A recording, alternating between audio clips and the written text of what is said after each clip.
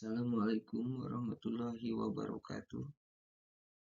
Eh, Dalam pertemuan yang kedua ini kita memasuki ke materi yang dimana materi yang akan saya bahas yaitu terkait sejarah interferensi. Nah, di sini eh, dalam pengantar awal mula interferensi dalam arti sederhana merujuk pada proses menciptakan dan mengembangkan bisnis atau inisiatif yang inovatif. Sejarah interferensi mencerminkan perjalanan manusia dalam menghadapi tantangan, manfaat, peluang, dan menciptakan nilai melalui inisiatif bisnis. Nah, inisiatif bisnis di sini yaitu di mana seseorang akan melakukan sesuatu bisnis yang apa namanya tuh yang berdirinya dengan sendirinya gitu, dengan etika dari diri sendiri tanpa ada disuruh oleh orang lain. Contohnya misalnya ketika kita disuruh untuk melakukan sebuah usaha oleh orang lain dan apalagi dikasih modalnya oleh orang lain, itu bukan bentuk dari interferensi, tapi yang namanya interferensi itu modal, keinginan, niat itu dari dirinya sendiri gitu. Dalam bentuk bisnis. Kemudian kalau dipandang dari kesejarahannya, interferensi itu ada dibagi menjadi dua. Nah, dipandang dari zaman kuno. Di zaman kuno ini pertukaran barang dan jasa telah ada sejak zaman kuno. Nah, kalau dulu itu tidak menggunakan rupiah, tidak menggunakan uang dalam bentuk jual belinya ya, yaitu disebutnya barter, pertukaran uang. Pada zaman pedagang Mesir kuno, Fenisia dan Romawi adalah contoh awal dari para pengusaha yang berhasil mengembangkan jaringan perdagangan yang luas. Nah, jadi di sini kita dipandang sudah terlihat bentuk dari interferensi, yang dimana pedagang-pedagang kuno di sana itu memang membutuhkan sebuah keperluan untuk bentuk jual beli yang dibentukkan dengan barter. Nah, tetapi bentuk jual belinya itu ada berupa jasa, jadi tidak berupa sebuah benda kembali, sebuah apa namanya itu makanan kembali, tidak, berupa jasa juga ada dengan upahnya yaitu berbentuk barang. Nah, pada zaman kuno itu memang orang-orang itu masing-masing dengan bentuk inisiatif tersendirinya dalam bentuk bisnisnya tanpa ada seperti zaman zaman sekarang ya. Kalau zaman-zaman sekarang itu ketika kita terjun di sebuah dunia berbisnis itu pasti ada udah coba saya Anda itu terlihat bagus dalam berbisnis, akan saya kasih modal ini, modalnya ada yang seperti itu ya kalau zaman sekarang itu. Nah, kalau zaman dulu itu tidak, benar-benar inisiatif dari sendiri. Nah, pada zaman pertengahan selama periode ini perkembangan perdagangan di Eropa mengarah pada munculnya kelas perdagangan yang pengaruh gildan dan perkumpulan perdagangan menjadi cikal bakal organisasi bisnis modern. Nah, terbentuklah dari zaman kuno kepada zaman pertengahan, terbentuklah sebuah perdagangan. Nah, waktu dulu itu pertukaran barang dan jasa. Nah, bentuknya perdagangan itu pada zaman pertengahan. Yang dimana pada zaman pertengahan ini, awal cikal bakalnya itu dari benua Eropa. Nah, berbentuklah sebuah bisnis perdagangan-perdagangan yang masih bentuknya apa namanya itu, berbentuk barter ya, barter tukar tukar tukar barang gitu, tukar barang, tukar jasa. Nah, jadi ketika kita membutuhkan beras, saya tidak memiliki barang, saya harus berbuat apa? Nah, itu berbentuknya jasa seperti itu. Nah, kalau dalam revolusi industrinya nih, pada abad ada di sini ada abad ke-18 dan abad 19. Yang pertama abad 18, revolusi industri mengubah landscape bisnis secara radikal. Perkembangan teknologi seperti mesin uap memungkinkan produksi pada massal dan menyediakan kesempatan bagi wirausahawan untuk memanfaatkan inovasi baru. Nah, adalah sebuah kreatif dari inisiatif tersendiri. Nah, sebuah yang namanya entrepreneurship itu memiliki jiwa yang kreatif. Selain dari inisiatif itu.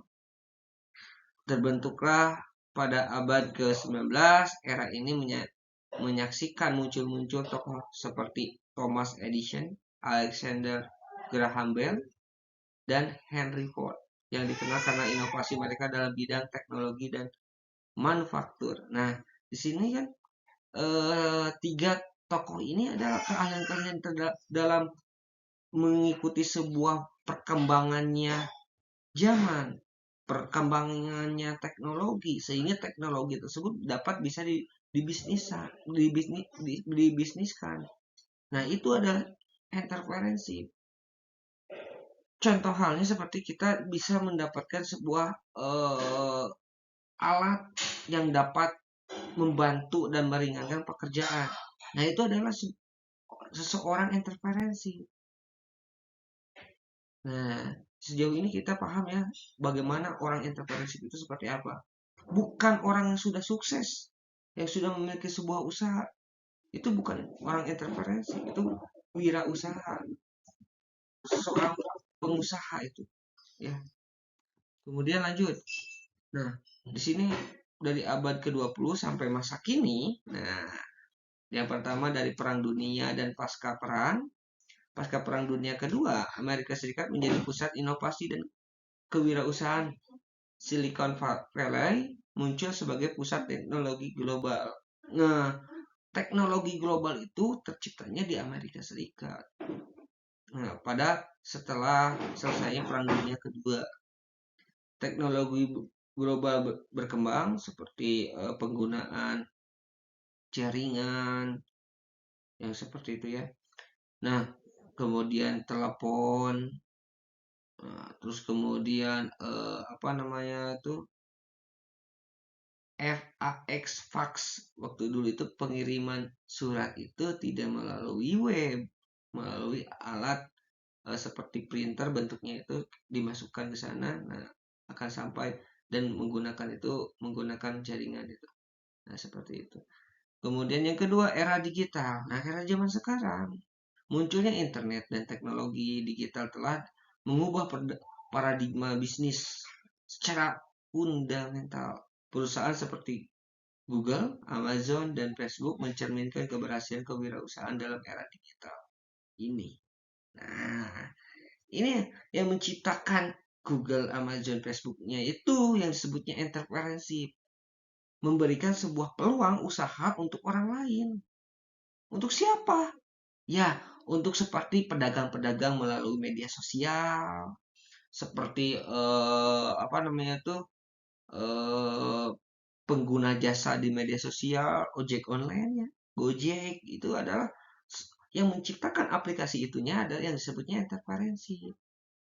Nah, yang di dalam mengikuti di aplikasi tersebutnya itu adalah sebuah kewirausahaan, yaitu pengusahanya. Begitu, paham ya? Nah, di dalam tantangan dan peluang untuk masa depan. Tantangannya dan peluangnya yang dipandang dari globalisasi, perdagangan global dan konektivitas meningkat, peluang bagi para wirausahawan untuk menjangkau pasar internasional, tetapi juga menimbulkan tantangan baru. Nah, pasar internasional itu seperti apa, Pak? Pasar internasional itu yang dimana seluruh negara, seluruh benua itu mengenal usaha kita. Baiklah, kita ambil contoh salah satunya contoh dari Waskita itu kan pabrik pembuatan betonnya terkenal di mana-mana. Itu seperti itu ya. Kemudian yang kedua, teknologi lanjutan. Inovasi seperti kecerdasan buatan AI, robotika, dan bioteknologi menawarkan potensi besar untuk mengubah cara kata hidup dan bekerja, menciptakan peluang baru untuk wirausahawan. Nah, ini kan bagaimana kita sudah terlihat di ruang lingkup industri itu sebuah alat produksinya itu sudah menggunakan robotika dan bioteknologi, ya kan? Yang dimana manusia itu hanya melakukan sebuah perintah saja dan programmer. Nah, itu sebuah eh, sesuatu kecerdasan untuk sebuah interferensi dan memberikan sebuah peluang yang sangat luas untuk wirausahawannya. Namun, di sini ada yang namanya sebuah tantangan. Tantangannya apa? Ya sebagai kita seseorang manusia yang dimana kalau sesuatu pekerjaan di dunia industri, di ruang lingkup industri, semuanya sudah menggunakan robotika, bioteknologi, sebuah AI, itu tenaga kita mau digunakan dari mana? Semisalnya begini, eh, sebuah interferensi sudah menggunakan memori yang diterapkan pada robotika bioteknologi semacamnya gitu, alat-alat otomatis diterapkan di sana. Tidak perlu menggunakan eh, karyawan lagi, tinggal tekan tombol on, udah bekerja sendiri dan mengatur sendiri. Nah, potensi kita yang memiliki keahlian dari bidang-bidang tertentu sudah apa kuliah sampai perguruan tinggi ke luar dunia dan manfaat ilmu kita mau kemana kan? Nah, itu tantangan bagi kita ya. Kita juga harus bisa membuat sebuah skill dari robotika, dari dunia-dunia teknologi, dari dunia-dunia globalisasi, skill-skill yang melebihi mereka lah, yang terus menciptakan tenaga-tenaga teknologi dan globalisasi. Makanya kalian dari program studi perbankan dan ekonomi syariah itu harus memiliki sebuah skill untuk dalam perhitungan keuangan. Dan tidak perlu ketika ada perkalian itu menggunakan kalkulator lagi seharusnya ya dalam tingkat mahasiswa itu. Apalagi program studi kalian ini kan tidak luput dan tidak jauh dari perhitungan. Nah, itu ya. Nah, ini buku-buku referensinya bila mana kalian ingin mencari sebuah inovasi, kemudian mengembangkan sebuah keilmuannya. Ini nah, dari pemaparan-pemaparan yang sudah saya paparkan tadi sebelumnya itu menginduk kepada buku-buku ini, gitu ya. Baik, terima kasih atas perhatiannya. Mohon maaf bila ada kekurangan dari saya. Dalam pertemuan kedua ini saya tutup dan akhiri.